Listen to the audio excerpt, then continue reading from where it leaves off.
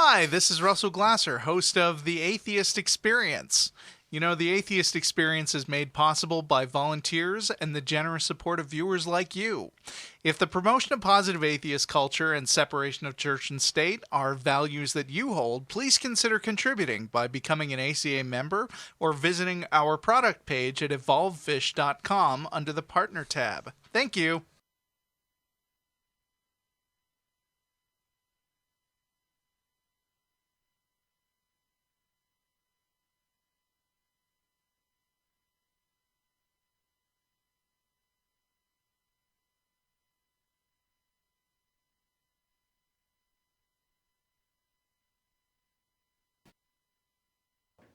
Hello, everybody, and welcome to the Atheist Experience. I am your host, Russell Glasser, and with me today, a rare treat, is the lovely and talented Lynnea Glasser. Hello, Russell. Welcome back to the show. Today is Sunday, November 8th, 2015. We are a live call-in, internet-based atheist television show broadcasting from Austin, Texas, and dedicated to promoting positive atheism and the separation of church and state. You can get in touch with us, not through phones these days, but using the Skype machine.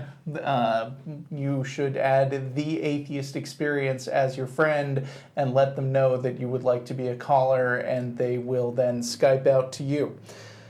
You can catch us live every Sunday on YouTube or Ustream.tv. The official Atheist Experience website is www.atheist-experience.com. You can also provide feedback by commenting on the official show blog at freethoughtblogs.com/AXP, or you can email us at tv@atheist-community.org. If you enjoyed this show, then you can please check out our related podcast, The Non-Prophets, which currently airs on the first and third Wednesdays of every month. You can find links at the Atheist Experience website. The next Non-Prophets will be recorded on November 18th. As always, the cast and crew of the Atheist Experience will be going to dinner after the show at Threadgills, the North location, 6416 North Lamar. We'll be arriving at around 6 p.m. Let me just check if we have any callers lined up. And how have you been, Lynnea, since the however many months it's been since you've been on the show at all? Well, I've been pretty good, and as is usually the case, I'm a Can we line up Tash in New York? Go on. I'm a last-minute replacement for another host who couldn't quite make it. So, since I created everything, I obviously engineered this. Yes, as everyone knows. Well, it's always a pleasure to be hosting alongside you. I rest a lot, though. Well, still less than God. Yes. And also, it was just our anniversary. That's right. So this is kind of like an anniversary show, I suppose. Mm-hmm. And appropriate to our anniversary for reasons I won't waste time on, we have just recently passed the date in 2015 when Marty McFly and Doc traveled to the future to prevent Marty McFly Jr. from going off with Griff, blah, blah, blah. You know. Yeah, Back to the Future 2. Back to the Future 2. That date just happened. Great movie. Let me see. Have we got Tash yet? If not, I'm going to start reading something. But Tash, if you're there, say something now, or you better wait 5 minutes because I'm going to start talking. I can't hear Tash yet, so either not on or we're going to wait. Let's see. So you remember Ryan Bell, the Seventh-day Adventist, who is now an atheist after trying out atheism on for size for a year. Ryan got to write an opinion piece in The Guardian recently to explain Ben Carson to British people, because it turns out that Ben Carson, like Ryan Bell, is also a Seventh-day Adventist. Okay. Hello? Oh, hello. Oh, Tash. Why don't we come back to Ryan Bell a little later? We haven't gotten into it. Yeah. Tash? Yes, I'm here. Hello? Yes, Hello, I yes, hear you. fantastic. Can you hear us? I can, but I hear an echo. Oh, okay. Can you guys work on that in the control room? What's on your mind, though? Hold on. Wait a minute. Okay. Okay, Oh, there we go. Never mind. I got it. you had your stream on, didn't you? Yeah, sorry. Okay. Right. So hi. The Hi. topic that I wanted to talk about is whether or not I should come out as being an atheist. I'm at this point pretty okay with the fact that I am. I've been just doing research for months and have kind of come to the conclusion that none of this makes any type of sense in terms of believing in a God. Well, And I've first, also let me say accepted congratulations. Thank you. And I've also accepted that there's really no acceptable kind of sufficient proof of there being a God. But my whole thing is whether or not to come out. It's not necessarily that I've been asked by anyone or anything like that. The problem is more so kind of feeling like you're living a lie. And just awkward situations like people saying, oh, well, God will do this or Jesus will do this. And I just have to kind of sit there awkwardly. And it's like, well, do I come out and say, well, actually, I don't believe that because I'm an atheist or that's not what I believe. It's just kind of a hard question. And nobody in my life is like super religious. But at the same time, I think that people would just find it kind of strange. And so I'm just struggling with that. Well, I mean, obviously the answer is different for everybody, and naturally, here on the show, we're big fans of coming out if you're able to, but it can be risky depending on your situation. First of all, it says here that you're an African American woman. Is that right? Yes. Yeah. That's part of what's making it so difficult because it's so pervasive in the community that it's like, I don't even know if that's a can of worms that I really should open. So is that because there would be social pressures, like special social pressures against atheists, as far as you can guess?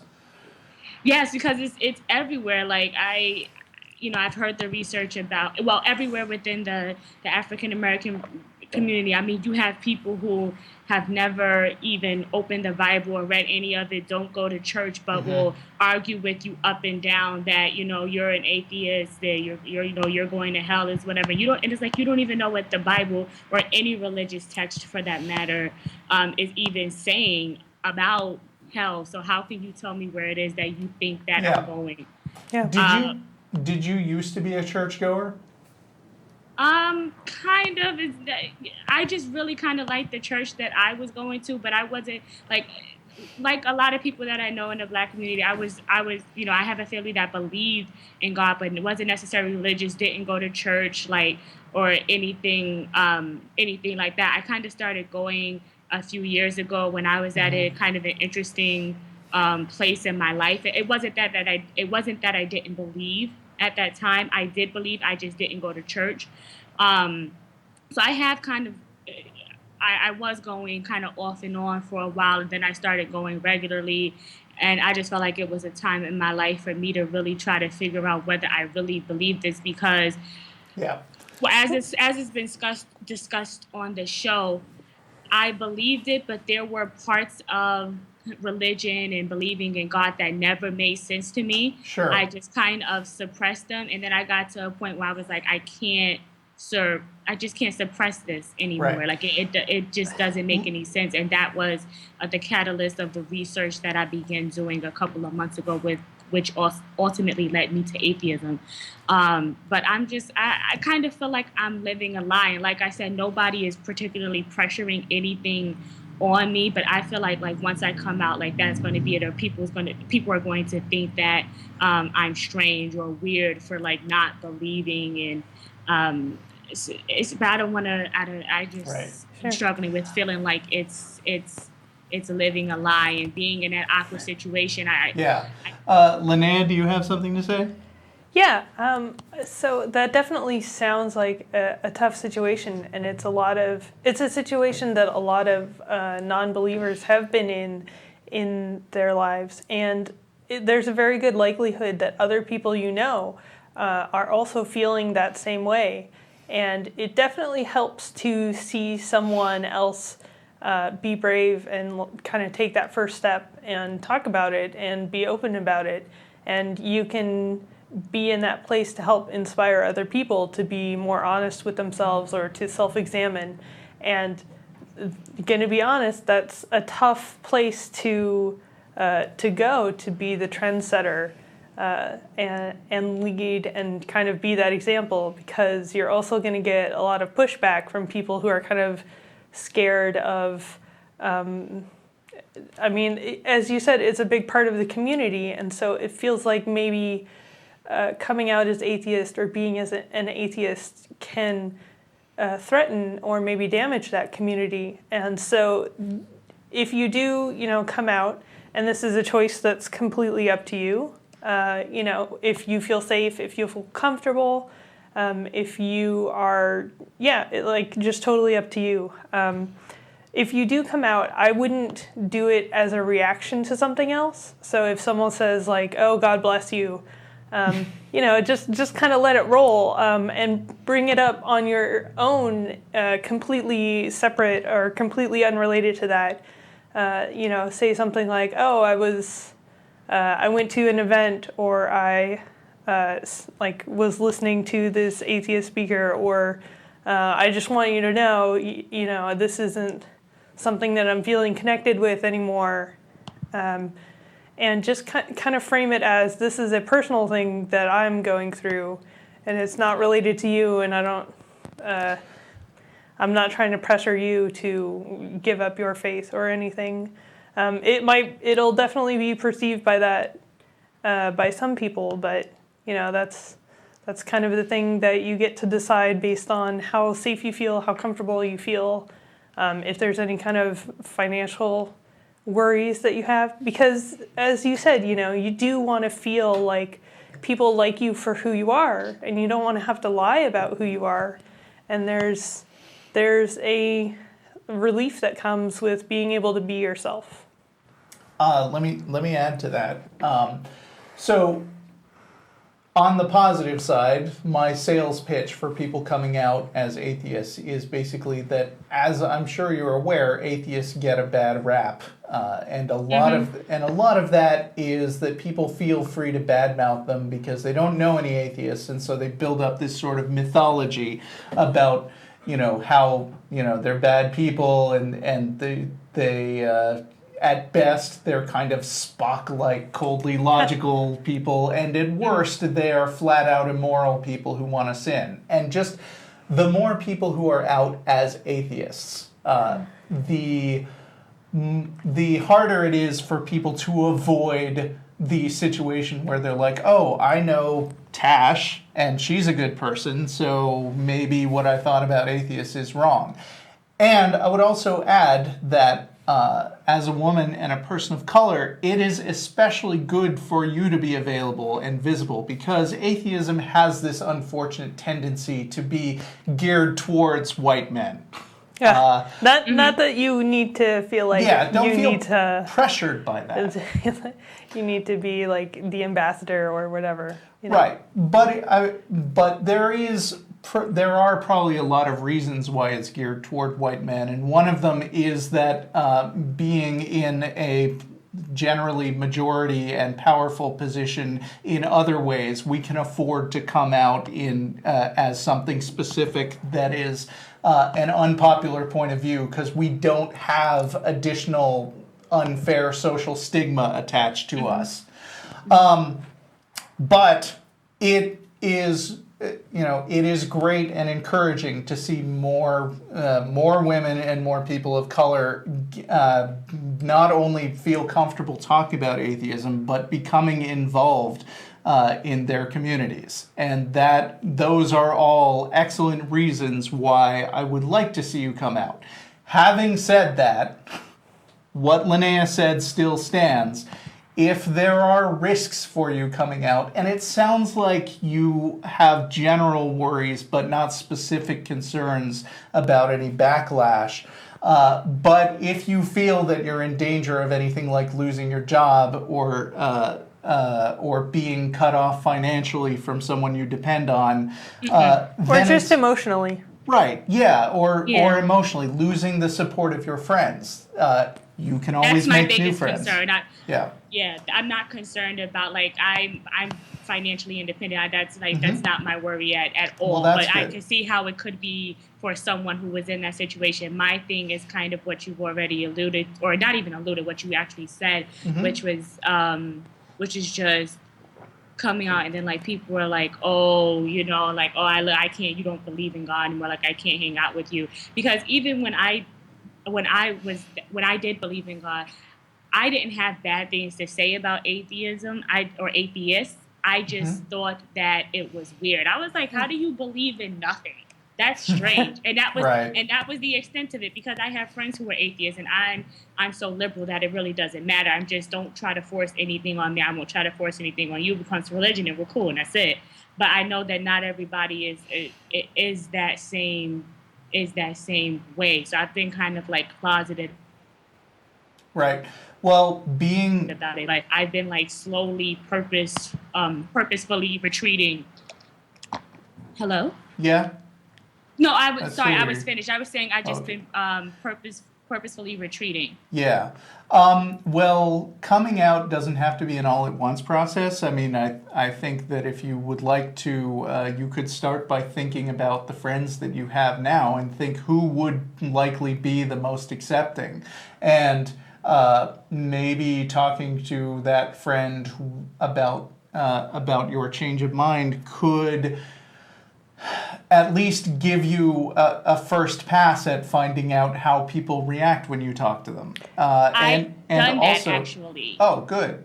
I've done Okay. that with one person and we're still friends, but we haven't talked about it since. We haven't talked about it in weeks. But it was interesting because I just kind of wanted to toss it at this person and they were like shocked. They were like, wow, like this is like completely different from when I first met you, and even completely different from a few months ago. And then we were kind of going back and forth and they were trying to, you know, say why they believe in it, and that was cool. But I was telling Right. them, you know, it's just not going to change.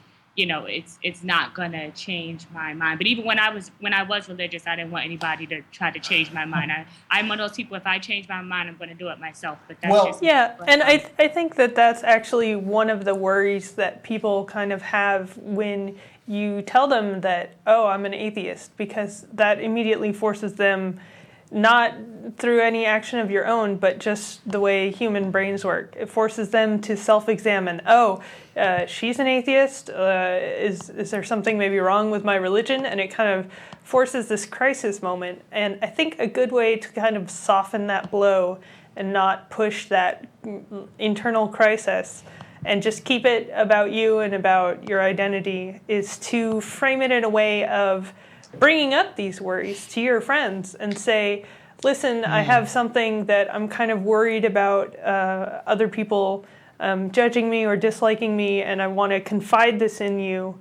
You know, I've stopped believing in God, and I'm kind of worried about getting backlash. You know, do you have any advice about how to talk to other people about this?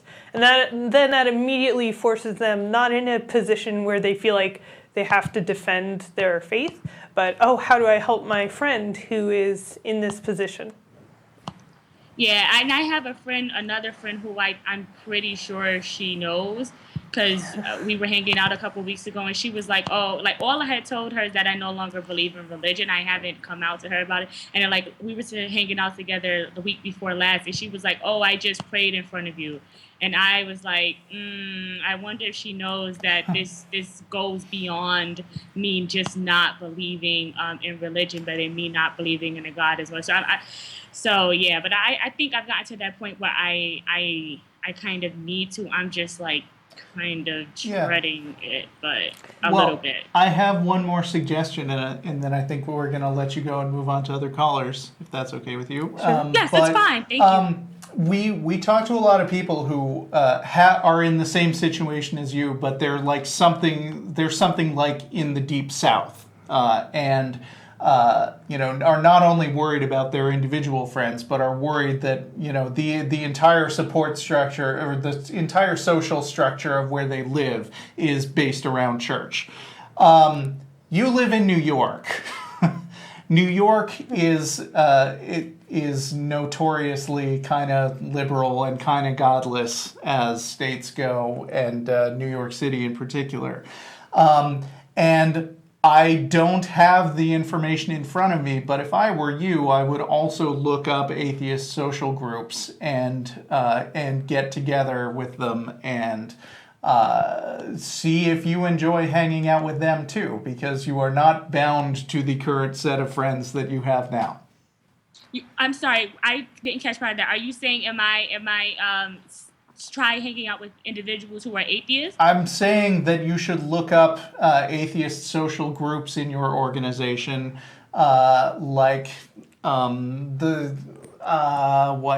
just look up maybe Center for Inquiry or just atheist or secular or humanist groups. I follow Black non-believers on Facebook. Oh, well, that's great.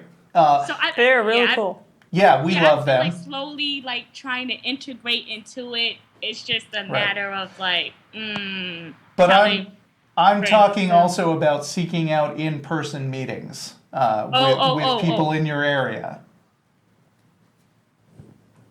Yeah, I remember that actually Black non-believers, they were in the area a couple of months ago, but at that point I wasn't ready. Like I was, because it wasn't kind of just a straight descent into atheism. It was like, okay, well, no, now I don't believe in religion, but I'm still a theist. And then I realized that just like believing in a God or believing in the religious text, I didn't have a reason but I mean, not not just Black non-believers, but any atheist groups who happen to be permanently based in New York City is something that you should look into. Yeah. I'll continue doing to be fair, a lot of atheist groups are old white guys. Yeah, and they're like I said. that doesn't bother me. Okay. Well, I think you should check that out. And thank you very much for your call. Thank you for taking my call. Have a good night. All right, you too. Bye-bye. Let's queue up Mustaffa in New Jersey, and we're going to wait a couple minutes to get Mustaffa. And in the meantime, we're going to talk a little bit about what you want to talk about. I just wanted to say real fast that you like to tease me that my strategies tend to be more just burn it to the ground. We were just having that conversation a couple days ago. Just burn all those bridges and get out and do something new. But didn't recommend that. That's true. So I don't mean always. No, but it's always an option. Right. I think we are agreed that if there are family or friends that you have who are particularly unsupportive after you come out, then you don't have to keep up those friendships, even with your own family, if you don't want to. All relationships with people are voluntary, and you should hold on to them only as long as they are good for you. Yes. Is that a fair thing to say? Yes. Okay. Have we got Mustaffa? Yeah, I'm here. How are you doing? Hi, I'm good. How are you? Hey, pretty good. Hey, I was going to say, well, most relationships are voluntary, except when it deals with the government. They force themselves on everybody, so the relationship with government agents isn't voluntary. Yeah. For real? So, every time I listen or watch whenever... But I don't think he wants to talk about that, mainly. Okay. No, I wanted to talk about God and religion. Okay. I was just commenting on what you just said. Yeah, there was... every time I listen, whenever a religious person calls in, you guys always end up asking them for physical evidence of God. And... that happens like all the time. Please tell me you're not about to. Please tell me you're not about to play a video at us, because that's not going to work. No, you just got like a call or something. I have a question. I have a couple questions. I was going to ask, what type of physical evidence are you guys actually looking for? What would actually satisfy you? It depends. I have a go-to answer that I like to give, which is, have you ever read The Hitchhiker's Guide to the Galaxy? A little bit of it. I never finished it. Okay, well, I mean, early in the book, there are a bunch of aliens who come to demolish the Earth, and right before they do that, they simultaneously broadcast a message in all languages to everybody. That basically says, "Hi, this is the Vogons," and they pop up on every TV screen and every mirror and every pool of water, basically every surface that could conceivably transmit video, and they broadcast this one clear, unambiguous message that everybody can hear and understand simultaneously, so there is no possibility of confusion. Now, I'm not saying that God would have to do that. I'm just saying that if God really wanted to provide clear evidence that he existed, he should be at least as good at communicating as the Vogons. So you want like videotape evidence of God? I'm not saying That's what you're asking people I'm not for? saying I want that. I'm just saying it would satisfy me. Well, isn't most people's God is just someone's abstract concept. Well, to me, yes. Well, hold up. I think So that you're asking whoa. people for videotape evidence of somebody's Hold the phone. abstractions? Hold the phone. I think we're getting a little ahead of ourselves in that we're kind of making an assumption in what God is, or which God specifically we're talking about, because let's go with some Greek gods. The fact that there is thunder and lightning, is that evidence for Thor? Yeah, I don't even see if that makes any sense. I wasn't talking about any specific God. I was just Well, you were saying what evidence, physical evidence could be presented for a god, and you didn't specify a god or which god, or so Thor is a god. Yeah, I agree with you. Everyone has their own concept. Right. That's their own personal thought in their head. Everyone has their own personal subjective concept. It's just an idea. So isn't it really idiotic to ask for physical evidence of somebody's idea? Not if the god is Thor. Yeah. I mean, people don't have, in the aggregate, the God may be nothing more than a vague idea, but specifically, person to person, people have very particular ideas of what God is. And because those definitions largely exist in their own heads or their own interpretations of a specific book, it seems like it ought to be up to them to decide what kind of demonstration would make sense for the God that they are talking about. Well, are you a believer? What do you think faith and belief means? Doesn't faith mean there's no physical evidence or belief? That means there's no physical evidence. So people always talk about their faith, and then you want physical evidence of their faith. Again, that makes no sense. Let me clarify. Are you a believer in something? No. Well, then why do you care about this? Because I listen to you guys, and I see you don't make any sense, and it's all everything yins are based on is just based on. Well, the notion of God doesn't make any sense. Questions of physical evidence of an abstract concept. You're really complaining that the notion of God that people are presenting doesn't make any sense, aren't you? No. No? If someone wants to believe, I don't care what other people believe. It doesn't bother me what anybody believes.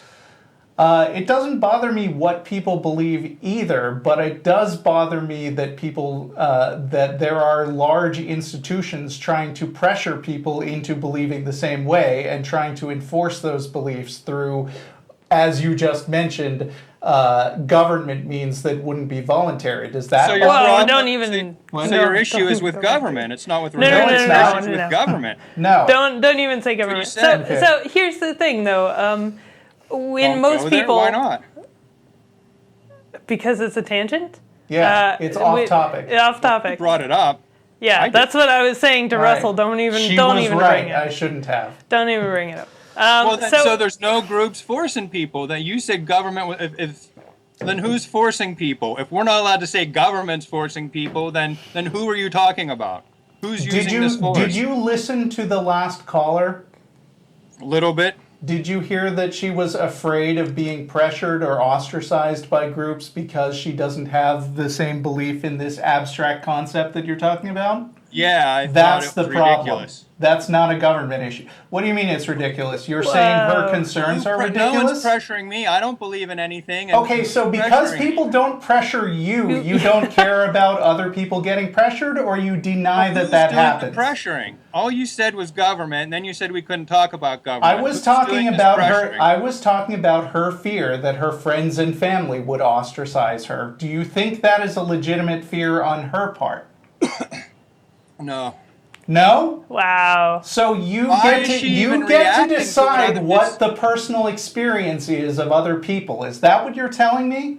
She's reacting to other people. Why do you guys even react to what a theist even thinks? I don't What? know. Whoa, whoa, Are whoa. you a Hold on. sociopath? Why did you even call in? Like, why do you care about any of this? Yeah.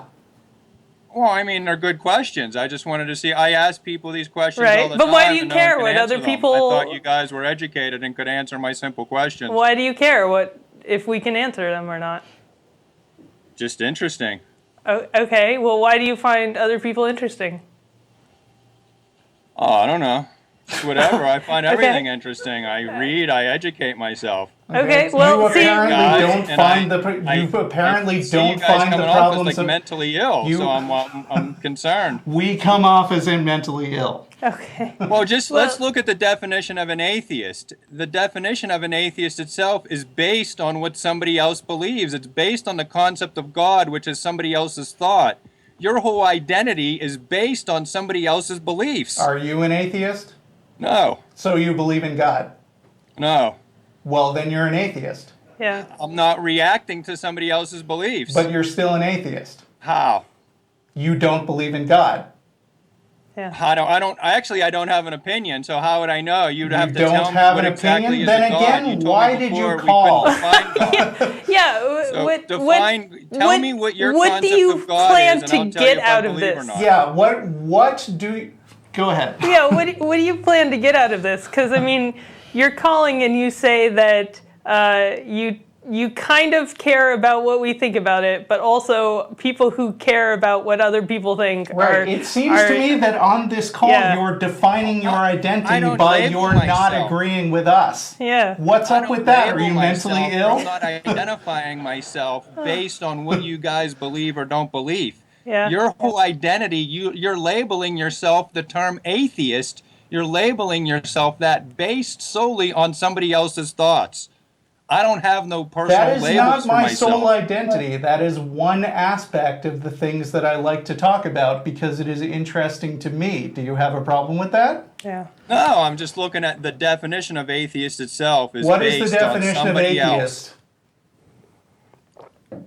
Besides somebody else's thoughts, how What would is the you label yourself? definition of atheist? Pardon me? What is the definition of atheist? I'll get you the Google definition. Go for it. Okay. All right, here. All right. Googling. You type very slowly. It No, says that's a fair. person who believes or lacks belief in the existence of God or gods. Okay, do you have a belief in the existence of God or gods? I have no opinion. I don't. So how would do I you know? lack Because a everyone belief? have has a that different belief? God. Everyone has a different concept. Oh my So when gosh. you Okay. say God, what are you talking about? That's what you asked me earlier. I When don't you say know. God, You what tell are you me. talking Do you about? have a belief in something that you call God? I don't know. Kind of. Okay, Okay. what then please define that God thing for me. I would just no. I don't have a God thing. I would just say Oh, maybe like so a you global don't have a belief in a consciousness or God. something. Ooh. This feels like this is going nowhere. And Yeah, then, you're right. I And have then, no concept of a God. You're asking me for Okay. a concept, and I You don't don't have. have a concept of a God. Do you have a belief in a God? I believe in like the via negativa philosophy. I What believe the in hell are you philosophy, talking the about? apathetic philosophy. Saying if- Is whoa, that a God? I can explain what that is. That is. you tell me. I actually can't. But clearly, it's other people's concerns are not valid, but my concerns are valid, and And even if they're talking small, about? I I think didn't that say is that. his belief, yes. and even if they're small, I'm going to call and hassle people about it. Right.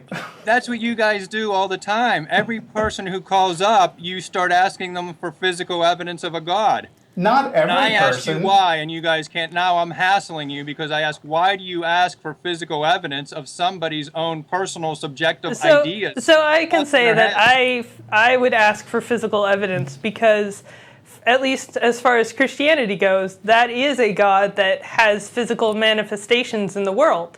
It might not be a physical being itself, but the fact that it can cause a bush to light on fire, that's a way that it can manifest itself in the physical world. And it might not be, a physical being, but it's influencing something.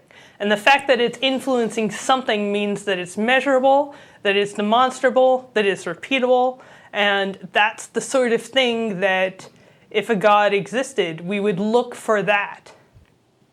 Well, I don't know how you would prove any of that one way or another, but let's Neither look at do it this we. way. That's the point. Well, It's an abstract concept. No, Some not for people- Christians. not if a Look, bush lit no. on You fire. interrupt me. Yeah.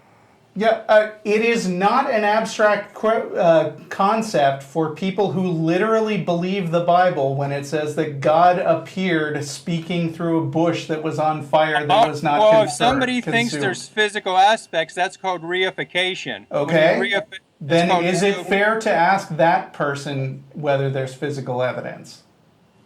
Do you? Okay, let's try that then with you. Do you believe in anything without physical evidence? Do you reify anything, reificate anything yourself? I give beliefs conditionally based on the strength of the evidence. So I believe in anything without physical, like even the weirdest thing I can think of, gravity, which we have literally no idea how that thing works. We can measure it like to a T, but as far as what's causing it, nobody has any idea.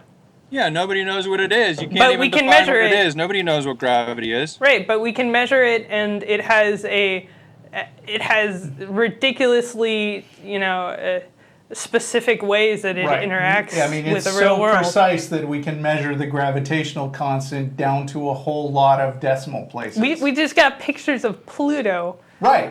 Because we were able to measure this so precisely. Yeah, What and state? what What state are you guys in? Texas. Do you really believe? How do you know you're in the state of Texas? You really believe that? Do you have any physical evidence you're in the state of Texas? Well, the government tells us. Well, that's subjective. Do you have any objective evidence? The government's obviously objective. Do you have any objective evidence that any states or countries actually exist? States are, in fact, a social construct that are enforced by other people. And So we they're do enforced by gunpoint. we do not deny that social constructs exist in specific ways. So is there any physical aspects to the state, to a country or a Yeah, state? there is a great big Capitol building that you can walk into here. There are people who write down laws, and you can find out for yourself what happens if you break those laws. They have very, very physical consequences. So you're appealing to the stick. You're appealing to consequences to No, prove I'm an just abstract stating concept? that if you're looking for physical evidence, that's it. So the physical evidence is a building. Wouldn't that just be evidence of a I building? didn't How does say that just prove a building. state? I said numerous different ways that you can verify it for yourself. And the there's- fact that it exists now does not mean that it could be disbanded. That it couldn't be disbanded in the future. You just But said the it was a fact is that man-made social construct, and Yes. now you're Yeah. saying there's physical evidence. Yeah, because There is evidence that Because- that There you social go. construct Yeah, you guys- exists. Yeah, you Because guys aren't religious. people- That sounds religious to me. people make physical objects. Do you believe that Hamlet, that the story of Hamlet exists? When you look at a Do you satellite believe photo that the of the story Earth, of Hamlet exists? I didn't read Hamlet. I don't know what you're talking So about. you deny that Hamlet exists? Oh my gosh. What do you mean? Hang A up on book? this guy. Yeah, we're moving we're on. done. Well, that was a waste of time. Oh my gosh. Does that person have a job? I don't know. Like, that's what I always wonder. How did these people live? in real life? Like, what do they Right. do with their lives? Like, what's their day-to-day? I mean, it's funny you should mention that because my life is dealing with software, which has physical existence in the sense that it exists in the patterns that are formed in the shape of ones and zeros that are represented through electrical impulses. Right. But the code itself is not those things, and the idea that things exist within a physical medium without themselves being physical objects is something that's really fucking basic philosophy, right? Yeah. So this guy doesn't need to be calling us. He needs to take some kind of remedial philosophy. I wouldn't even. Okay. No, I wouldn't even. Like, I would say some kind of like human Cue studies. up Romeo in California. Wherefore art he? Sure. Are you just doing that just because? Yeah. Okay. Yeah, because I'm sure he never hears that joke. Okay. Sorry. Yeah. So I mean, I lost my train of thought, but I mean, I have no idea how you Code. can like.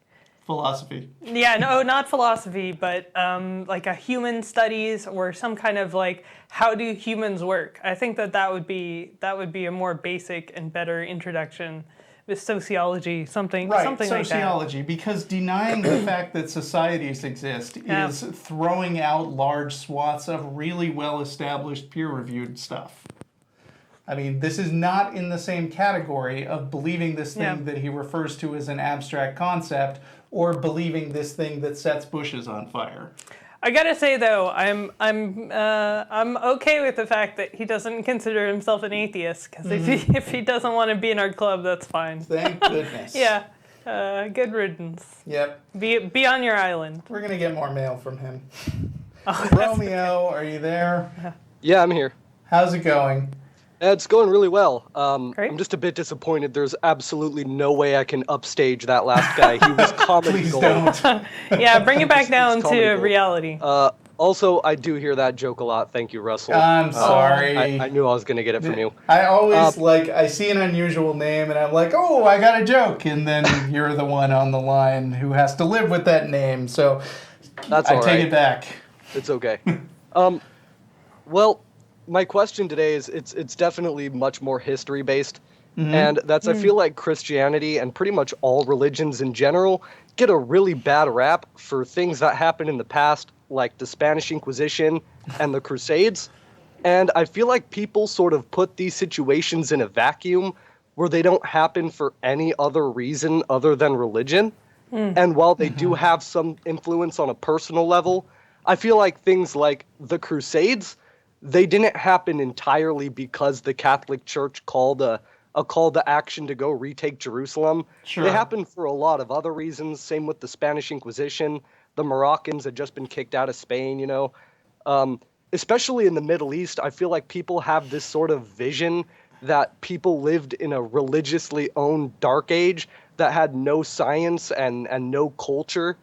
I feel like there's a lot of myths behind that, and I wanted to know like what you guys thought about that, because I know that the church for like hundreds of years was the reason why all pretty much scientific progress was funded, and you know people like Copernicus and during the scientific revolution, they were all funded by the Catholic Church. I think it is going a little bit far to say that the church is the only reason why those things were funded, because they were funded because there was this general move towards scientific inquiry, and the church just happened to be this giant parasite that was latched on to social organizations. Now, there are benefits to social organizations, and the fact that the church happened to be a place where a whole lot of money was consolidated in one place put them in a position of funding and supporting not only scientific research, but the arts and, you know, fantastic architecture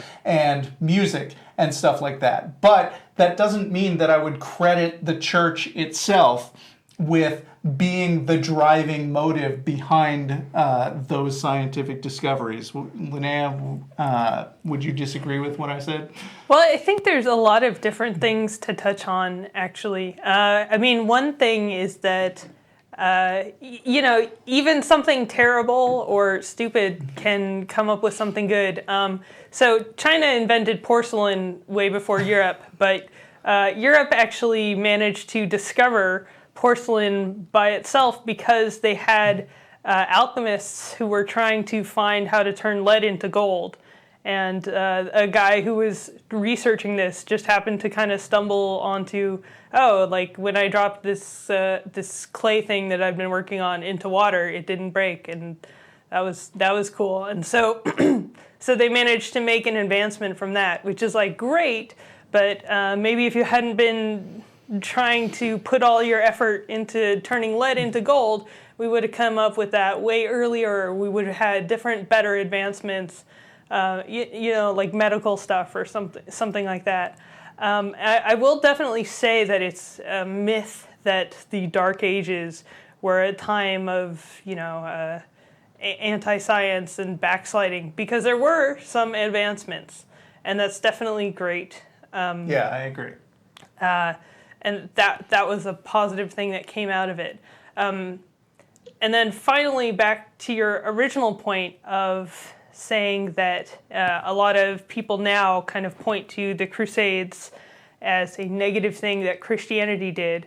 I think that a main point of that is not that Christianity did this in a vacuum, although it can be easy to leap to that or to simplify to that, but that if Christianity as a religion was a true thing, and there was definitely this commandment, thou shalt not murder, and people believed that and took it at face value and honored that, the Crusades would not have happened, because it would have been a giant murder fest, and they would have recognized that, and they would have approached something maybe like the Crusades more peacefully, maybe try to create like a European Union or something like that, right. Instead of this violent bloodbath. But instead, religion was used to justify and kind of ease doubts about maybe it's not such a great idea to go over and just ransack and kill people.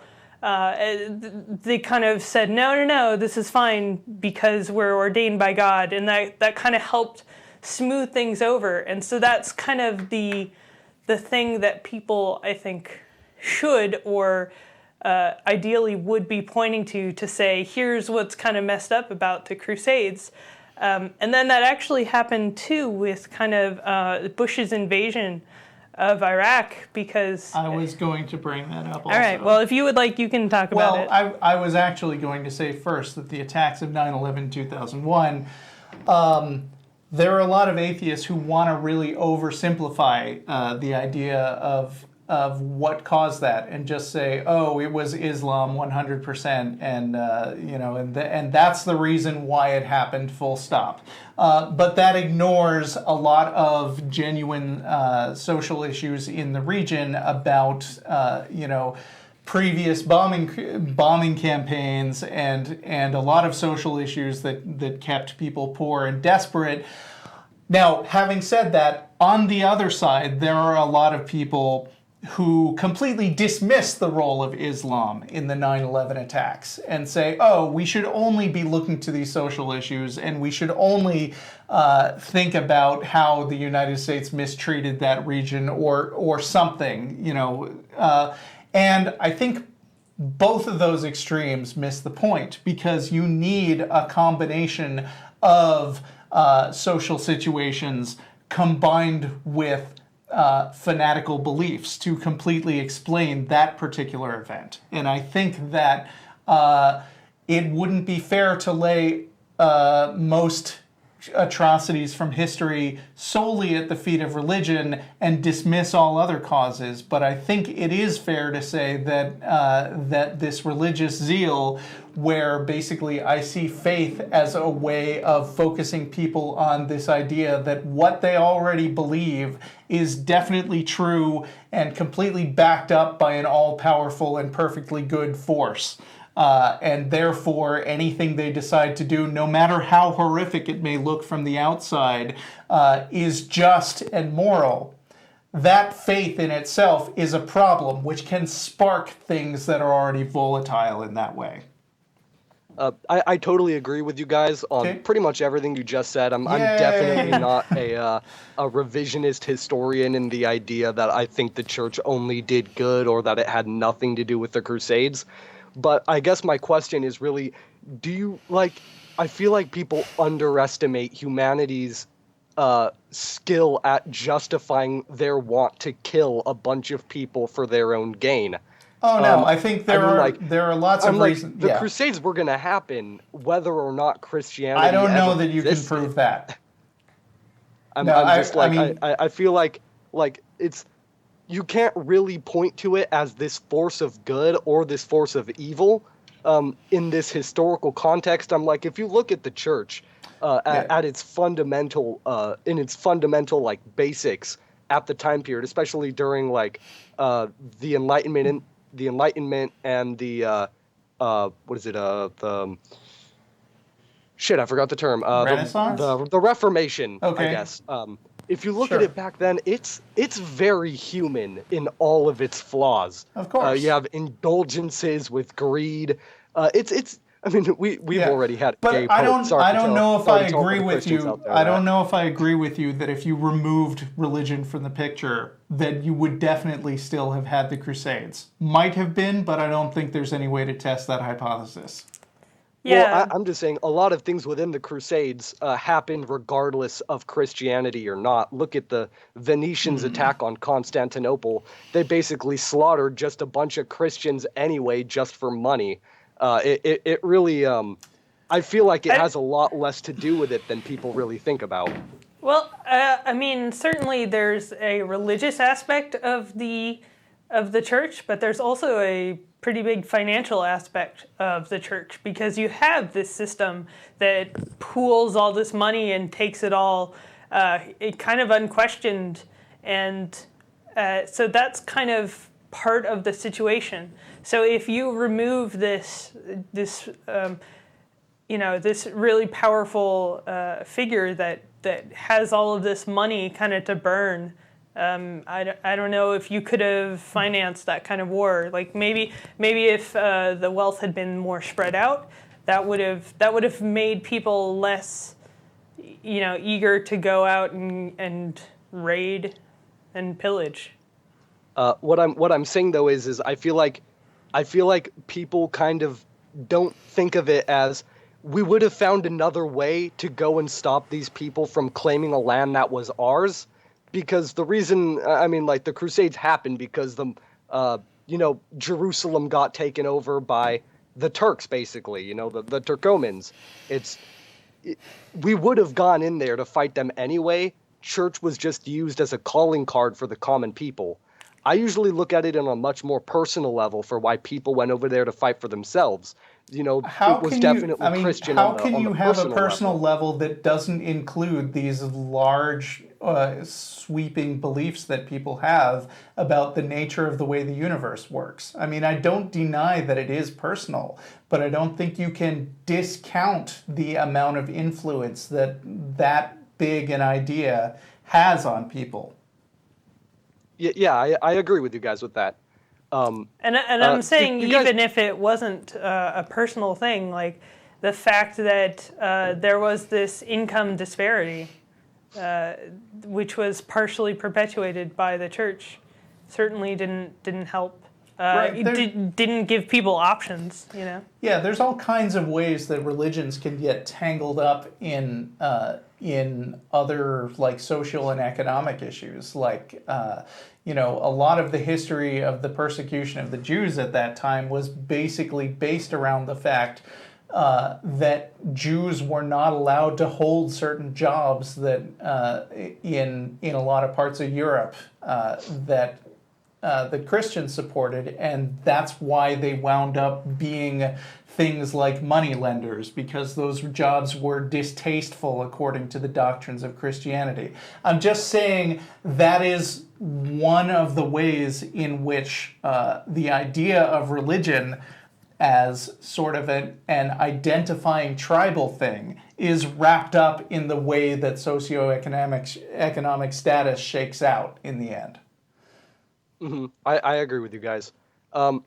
One last thing I wanted to point out, and that's if anybody ever uses that the only reason morality exists is because of Christianity argument against you guys, please just bring up China.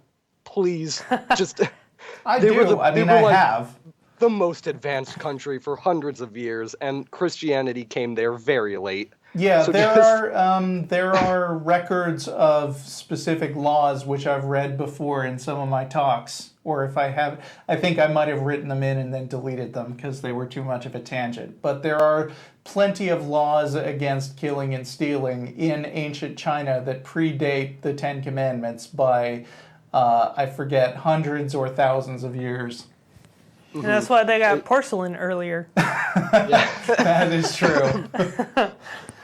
Yeah, they're like, well, the only reason that, we don't want to kill people and take all their stuff is because of God. Right. Yeah, or honor if you're a Confucian or anybody else on the earth who has multiple other reasons to not just kill people willy-nilly. Yeah. All right, well, thanks, you guys. Okay, I thanks for appreciate your calling. time. Yeah, no problem. Let's queue up Karl in South Africa. Now, so we are just about... Oh, wait. Well, we are just about to be at the hour and a half mark, which the hour mark, which in the old studio would have meant the show's going to wrap up no matter what we want.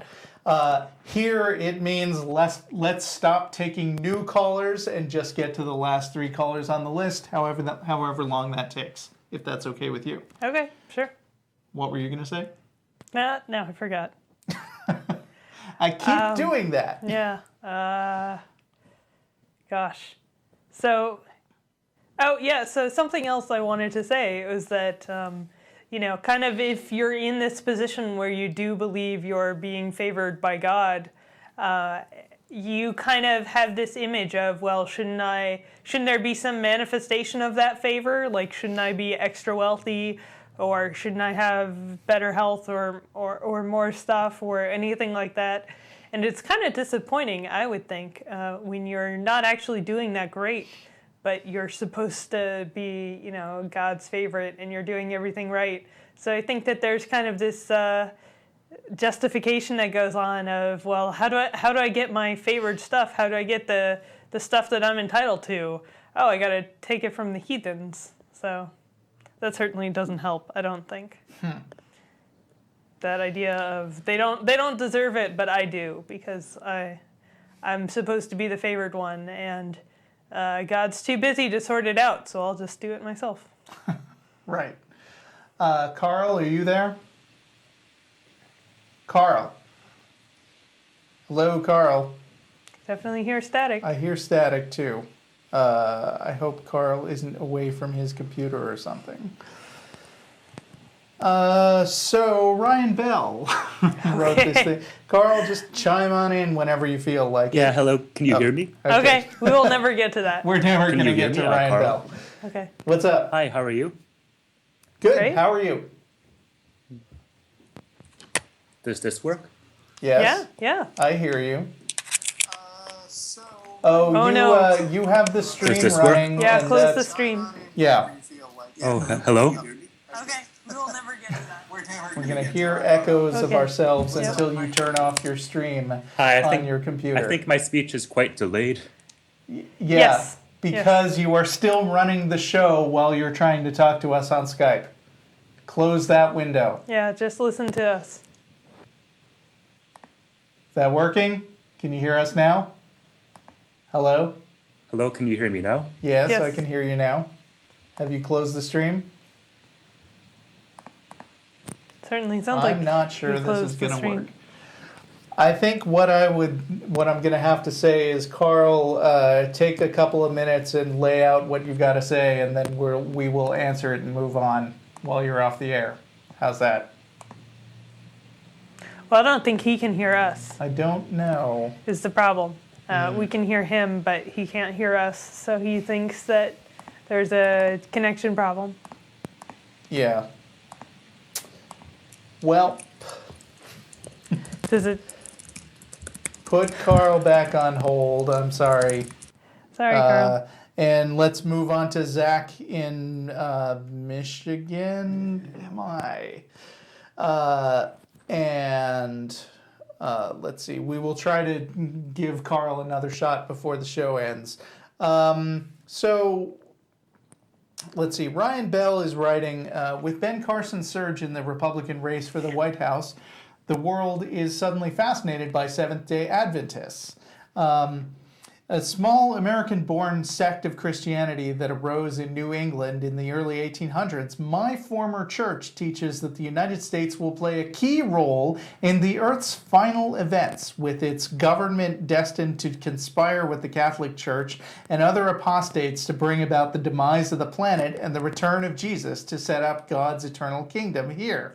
You know what that sounds like is physical evidence and also involving the government. Of what? Of the U.S. Oh, elaborate. You just said that it would involve the government. Yeah, well, if that happened, then Yeah. that would be some distinct physical evidence. Exactly. Of course, Ben Carson's religion, Ben Carson apparently being a Seventh-day Adventist, is his own private business. We should not require a test of faith or non-faith for elected officials. He can believe what he wants in private.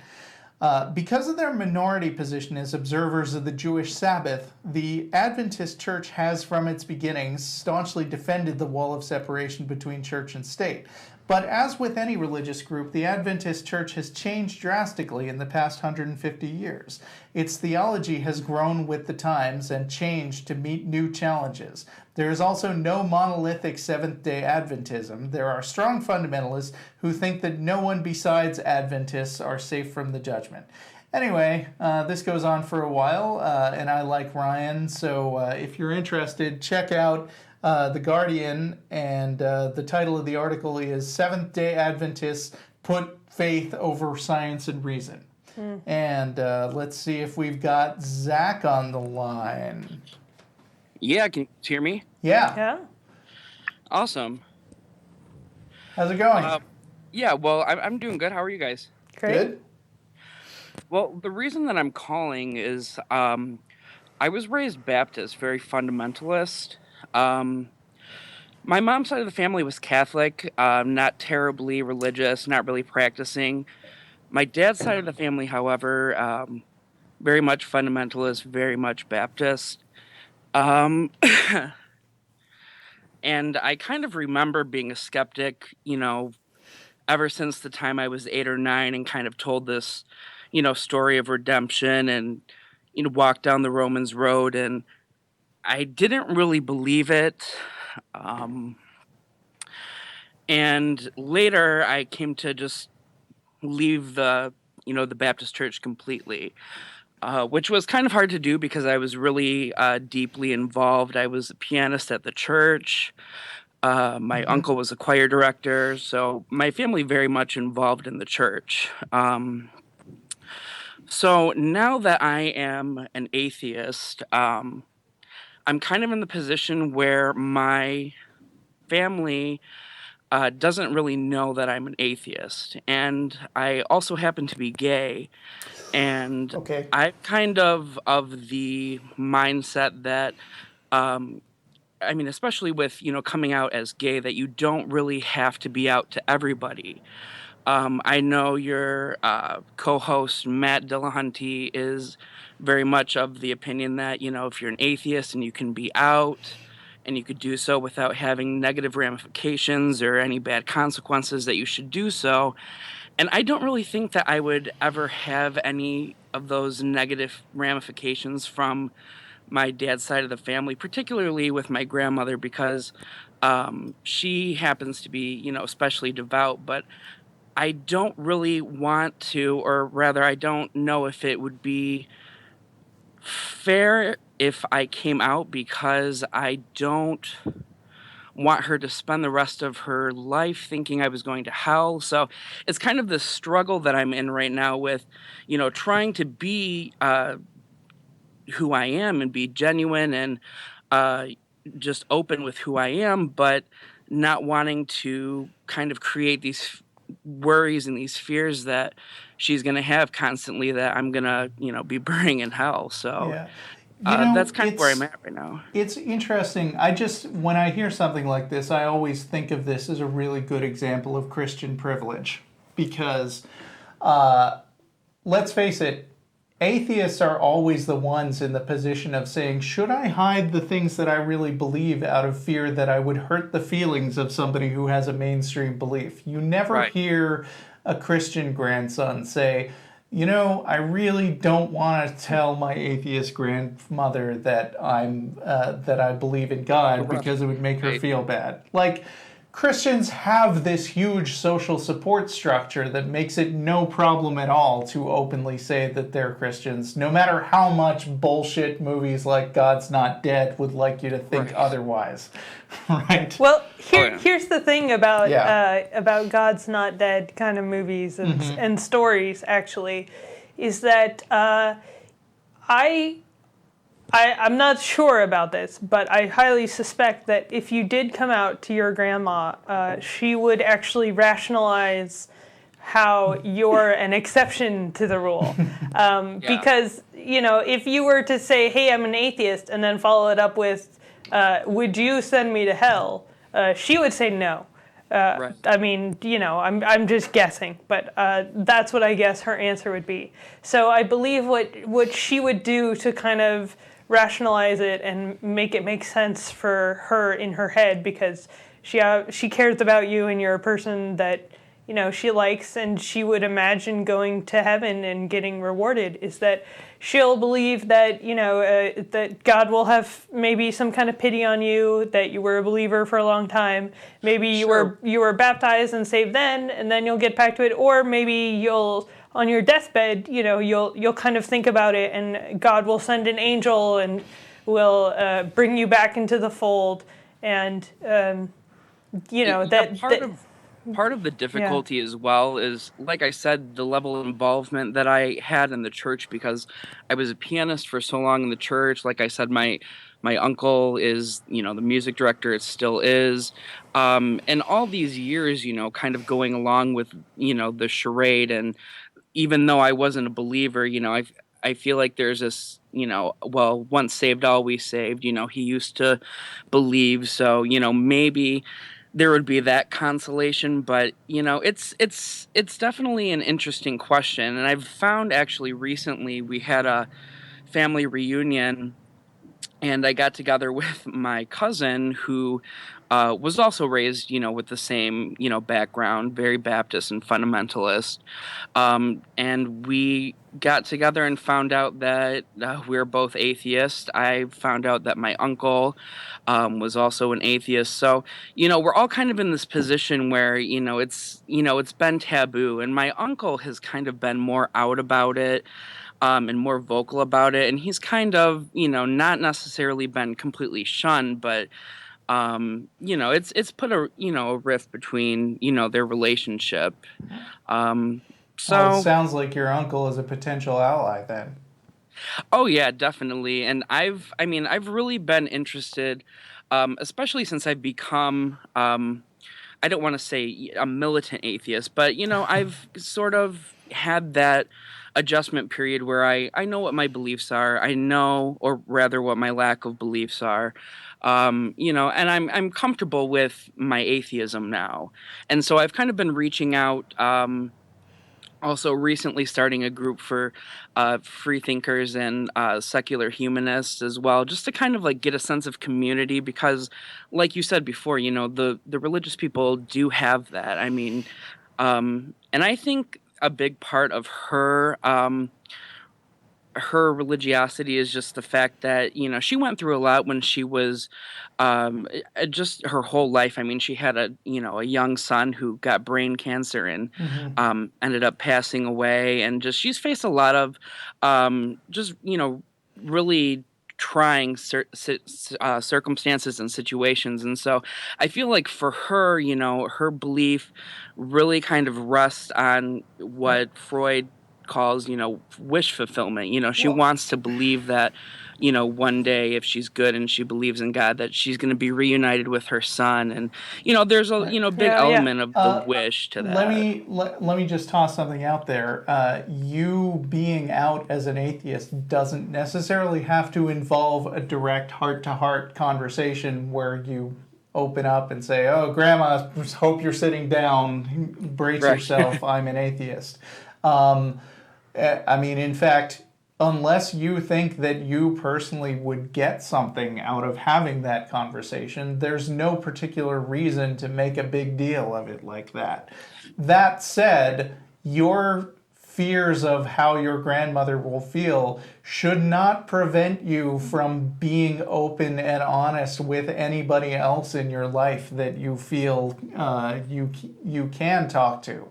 The process of being open and honest, and it sounds like you're already starting down that road just by being vocal and creating a group, which I'm sure is not hidden from the world, may well get back to your grandmother, but that's kind of a fear that I've had. I don't necessarily want to say fear, because if she did find out about it, if she did address it, I would be honest, but it's kind of bound to get back to her in a way, because I have these conversations with my cousin who, like I said, I just found out was atheist, and he's friends on Facebook with a lot of people who. Does she already know you're gay?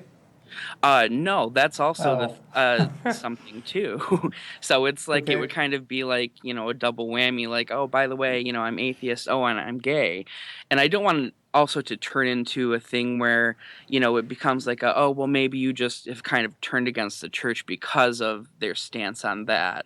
Because the two things are very much separate. Then you're free to set her straight if you want to. But really, your grandmother's personal opinions or misconceptions about you aren't your problem. Yeah, right? I understand that. And I think the reason I'm struggling with this coming out as an atheist is because of a similar struggle that I had in coming out with being gay. Because I know you guys have a little bit of a different experience, not ever having been brought up in, that sort of indoctrinating environment. But I was raised religious. What's that? I said I was raised religious. Oh, were you? Okay, because I know Russell wasn't. But I was not. Lynnea definitely was. Yeah. Okay. But you know what I'm talking about. Then it's just kind of a tricky situation. But I just spent so much time lying to myself and suppressing who I was as a gay man that now that I'm an atheist, I'm kind of getting that sort of angsty feeling as well. Like it kind of feels dishonest and lying in a way, because I'm not being, I'm hiding part of who I am. I'm not necessarily coming out with it and saying, here I am, but I'm making an effort to suppress it. And that's, I think, what's starting to kind of eat away at me a little bit.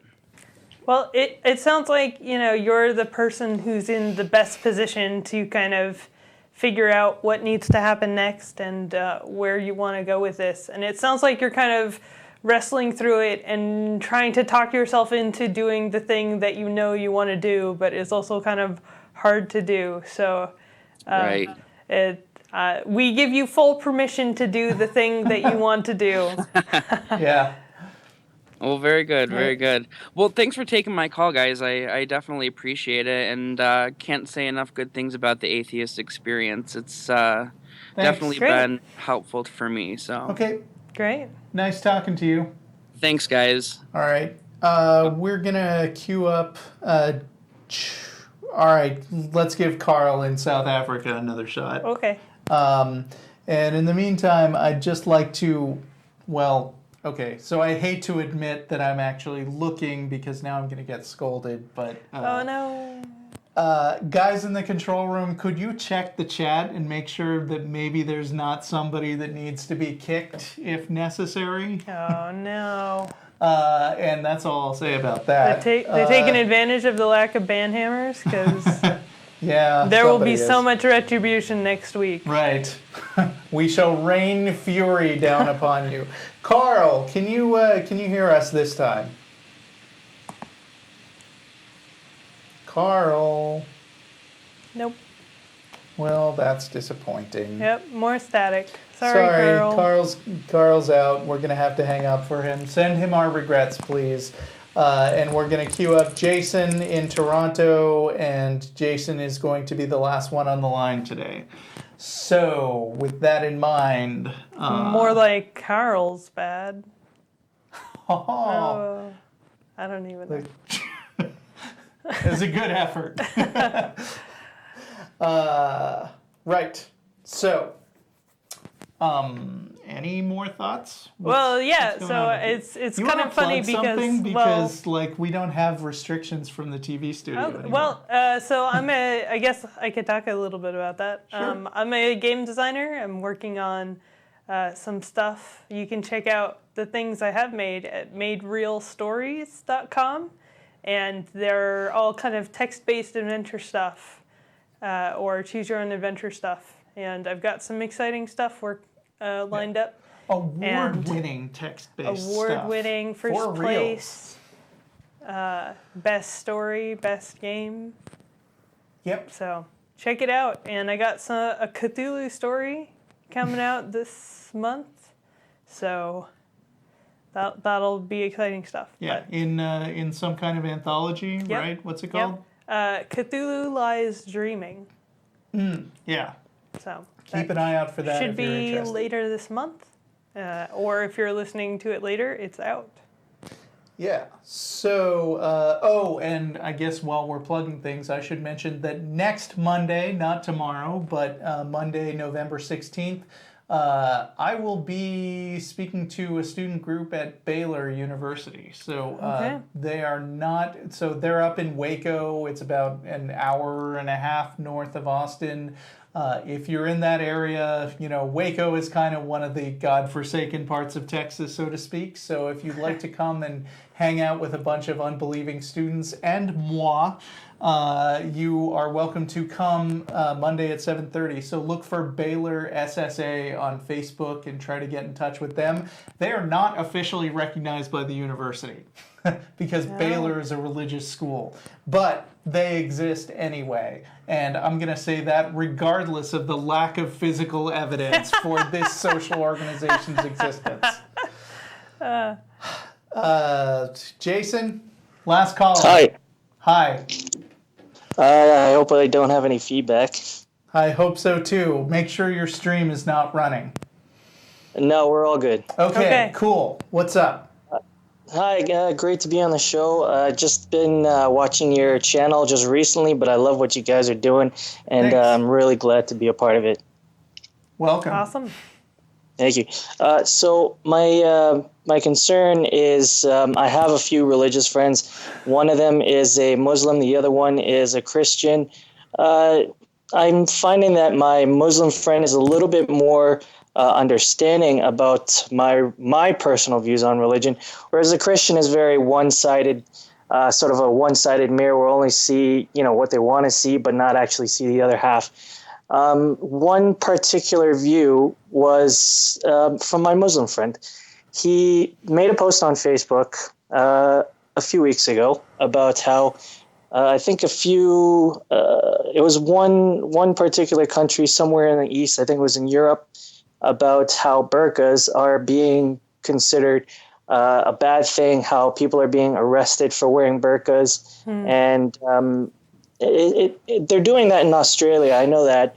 And I'm wondering if it should be banned, or should it be restricted? Should they just have some sort of, where certain countries would say, if you're not willing to show your face in our country where we do not believe in your religion, then you should not be in our country, or you should not be wearing the burqa at all. That's my one question, so I'd like to hear your response on that. I mean, what does it even mean for the country to believe in the religion? Because people say that the United States is a Christian nation, but it's not. It is explicitly laid out in the Constitution, which is a physical document, by the way, as the as a secular nation. It is a nation that doesn't officially support or suppress any one particular religion. And in fact, one thing that atheists point to a lot is the Treaty of Tripoli, where Washington said that the U.S. is not in any sense founded on the Christian religion. Now, you were talking about Australia, but I'm just bringing this up to highlight the fact that it's stupid to talk about the religious beliefs of a country. Yeah. And, people have specific concerns about Muslims doing violence in the name of their religion, but I think that laws that outlaw particular articles of clothing are, at best, addressing the symptoms of the problems that they want to deal with. And, forcing people, and I understand that burqas are sometimes problematic because women are pressured to do that because they're not allowed to show their face. But there are people who wear those things voluntarily. And I think that it is just as oppressive to say that you may not wear a particular article of clothing because it is an identifier for a religion that we, whoever that is, don't agree with. Yeah, and that's a great point.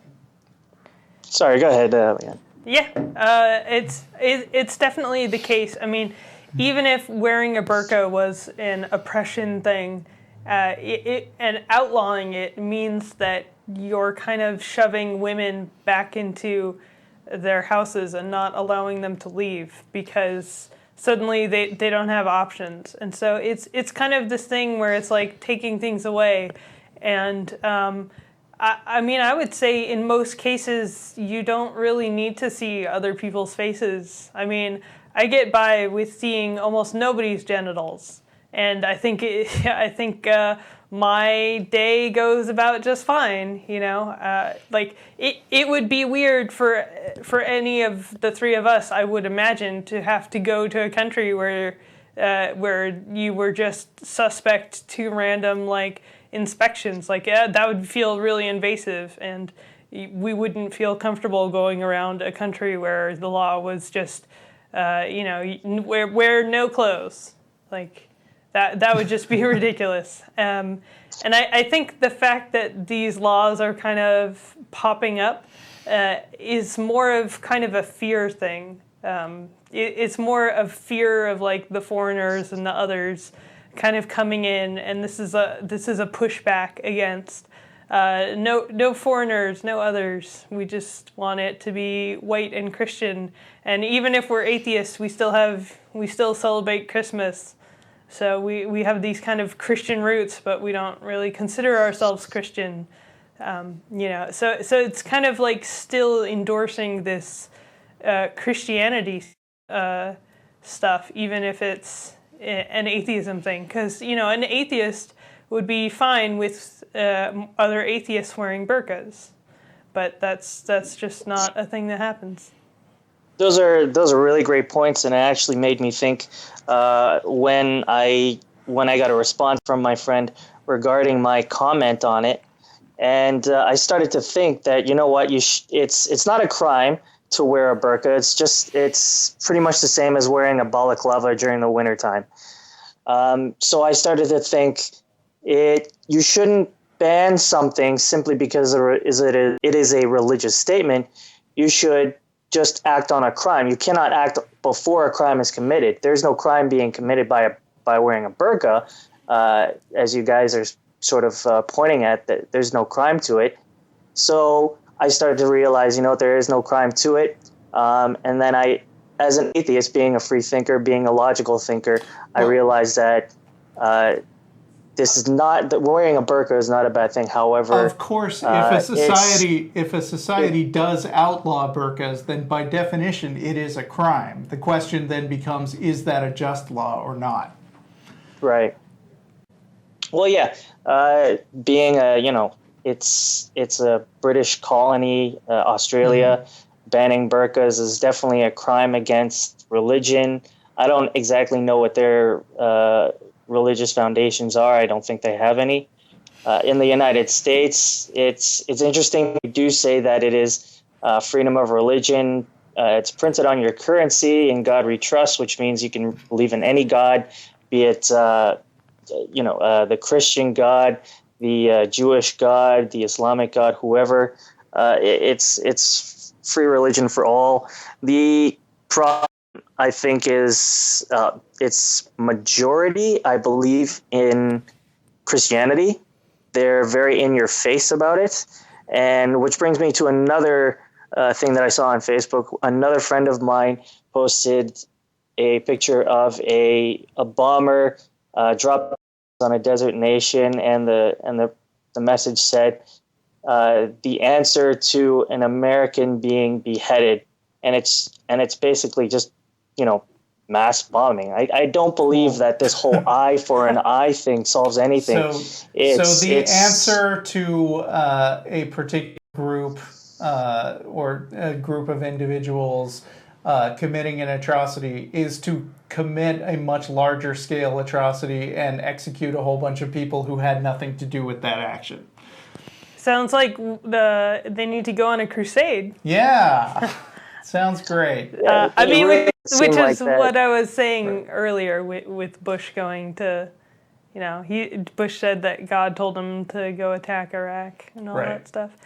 Yeah, so I think that reaction is more about kind of the fear of, losing this privileged status. Because right now Christians have this privilege of they're the majority, they're the unquestioned moral center of certainly their universe and kind of our country.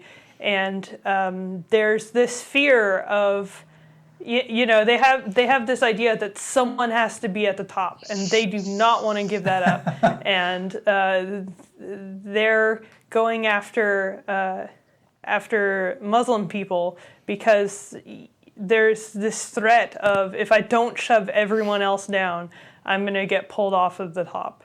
And so that's what they're reacting to, is kind of the idea that someone will eventually push me off and I won't be the dominant one.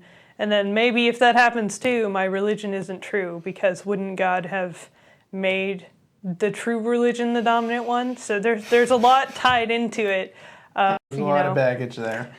A lot of baggage. And so it's kind of about keeping this faith on top of stuff. And it shows the Christian privilege that, Christians are very casual about displaying the death and murder of other people in religion. But I'm sure if your Muslim friend had posted anything like that, showing someone getting bombed and being like, well, clearly the reaction to an Islamic country being bombed is to behead people. If they had flipped that script around, people would have been down that person, your Muslim friend's throat, right?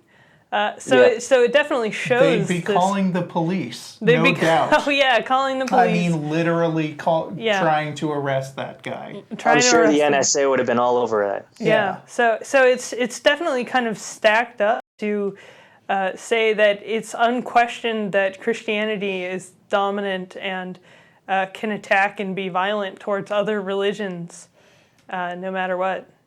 And that's terrible. I believe this war has just been going on for forever, as one of the previous callers said about the Renaissance, the Christian Renaissance war against the Israelites and the Palestinians and the Middle Eastern countries. And it's almost like the same kind of war between the Jews and the Palestinians. It's just keeps fighting. There's just this constant war. Do you feel like this Christian versus Islam war is going to continue for thousands of years? First of all, I don't think we have enough time to talk about the Israeli-Palestinian conflict. Lots of smarter people than me have gotten completely lost in that. I actually think Mormons are going to get in on the action at some point. Yeah, and I'm hoping that Scientologists, they've got all the celebrities. They can do appeals So- for, won't you donate generously to support the Scientology side? But all in of the Middle their East? all of their bombs will be based on what's that, like, electricity test that they do? Engrams? Engrams. Or, so they'll have a bunch right. of engram bombs, and they'll be like, yeah, now everyone feels really bad. So they're gonna get wiped out real fast. Yeah. I hope that people will get smarter to the point where overtly religious conflicts will diminish someday, but I'm an optimist. I'm an what do I optimist know? in the fact that if we don't get this shit figured out, we're not going to be around in 1,000 years. So That's optimistic according to you. yeah. So Okay. so there's one way or another, there's not going to be this war in 1,000 years. So Well said. Okay. I just want to say one last thing. I don't know if you guys, I'm pretty sure you guys do know about Dr. Neil deGrasse Tyson. We love him. He posted a video not too long ago about how atheist scientists, the number of atheist scientists seem to go up as opposed to religious scientists where the number is down.